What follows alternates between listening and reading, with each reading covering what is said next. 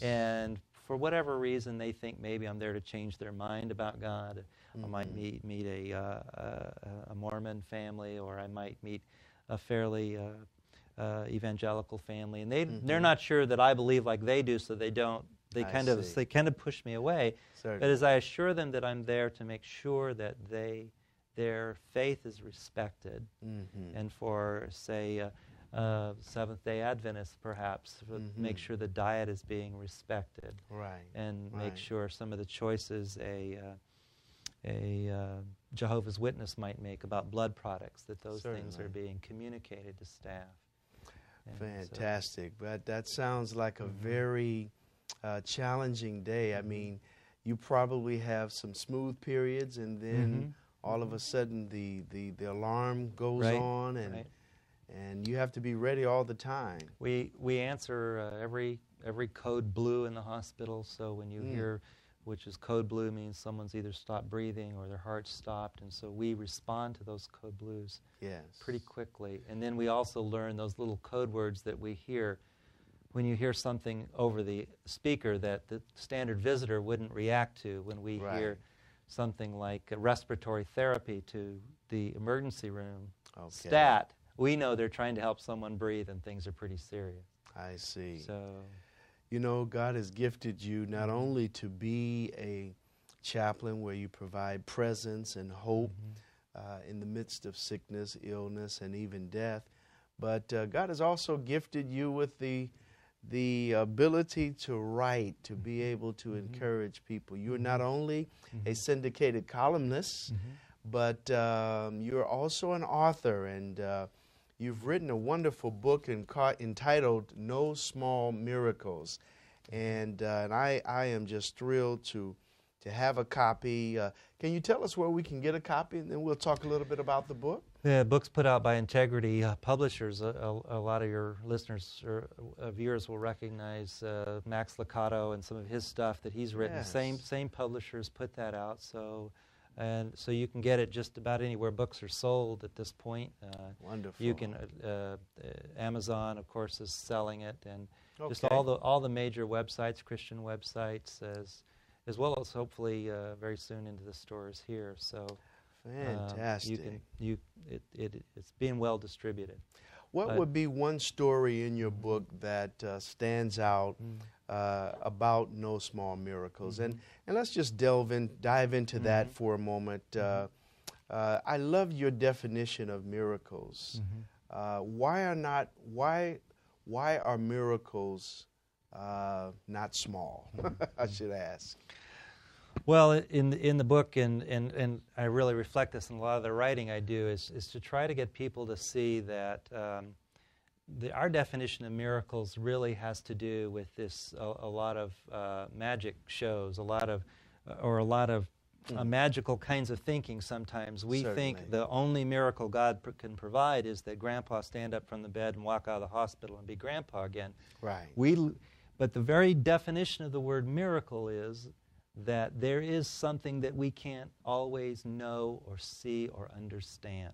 And so I think we miss, yes, a lot of the small miracles, but I think the title suggests there really aren't any small miracles, that whenever God's at work in a place, there's what we might consider flashy miracles or huge things. And here's one of my favorite patients, and I have asked her, could I use their name because we have privacy laws. But Alicia Kobrock, and she was in our hospital for about a 17-year-old, and we saw her 18th birthday there at the hospital. And but she was very certainly dying of cancer. And I walked into her room, and I wrote this story that. We had this button in the hospital called a PCA, patient-controlled analgesic pump. So you push the button yourself, the patient, to deliver the pain. So I walked into this room and saw Alicia holding this button with one hand. But in the other hand, well, first of all, I just want to describe her thumb was just right over that button, and it was pushing it. but it won't deliver medicine but every 15 minutes. So you could tell she was sort of desperate in pain by her pushing on that button. Wow. But it's what I saw in her other hand that I saw a much brighter hope. Mm-hmm. And what I saw in her other hand was her Father's hand. Was her Father's hand. And through that hand and through his leaning over the bed, I believe I saw a mighty stream of strength come through her hand. What a picture. It was a grip. It was a grip of knowing and being known. And the hands were gripped in a hold that extended far beyond an earthly father's hand. And as you're there, when someone dies, are you very wordy in comforting them or giving them hope, or are you just there giving them a sense of presence? The first thing I try to pronounce is just what I see. Okay. I mean, so when I walked through that door, I said, "Bob, I see you holding her hand." Okay. And I described what I saw. And even in that moment, it I wrote this later on, took me hours, but I just saw it in a twinkling of an eye, and I described what I saw, and his tears began to fall, as he imagined that, and so I first tell them what I see. Okay. And I ask them, I collect some information from them, but in a tragic scene like this, where a daughter is dying or a mother has just died, I come in and move alongside. I'm the presence that doesn't judge. I'm the presence that doesn't predict. Okay. I'm the presence that doesn't have any platitudes for them. I had a patient recently tell the nurse, "I don't want to see the chaplain, because the chaplain's going to come in here and he's going to tell me that God has some kind of plan in me." She had lost her baby. She had lost her child, her preschooler, in a car accident. Okay. And now she was in her hospital, possibly losing her other baby. And she said, I don't want a chaplain to come in here. And the nurse said, "Our chaplain won't tell you that." Okay. And so I came in. I didn't tell her that God had a plan. I didn't put that on her plate as a platitude. Right. But I moved alongside her, and I hope began to open up a plan that she'll see. So, yes, provide a very sort of non-judgmental.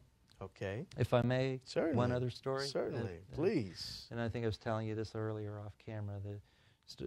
I was called in the emergency room several years ago, and there was a little boy there who had died, a 3-year-old boy.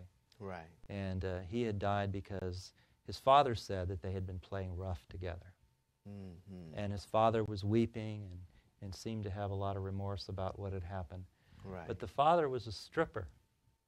Not our usual clientele in the church, right, Pastor. Right. And the mother was a stripper. And so in walked the mother, saying some horribly choice words to the father.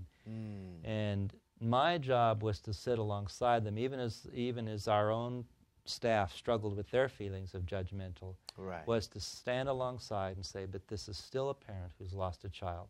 Right. This is a parent who's mourning his future freedom."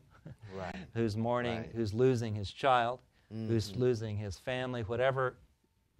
We can judge that family. Well, they're just, Jesus didn't say they're just prostitutes. Right. I mean, they're, right. So to come alongside them and be along for that presence and to say, "I'm here to be with you." And God's not afraid to be right next to you, and I'm not either. So, boy, that is amazing. And when you go home after that event or events like that, do you have to debrief? Do you have to process? Do you continue to pray for patients once you leave, or is it a on and off thing for chaplains?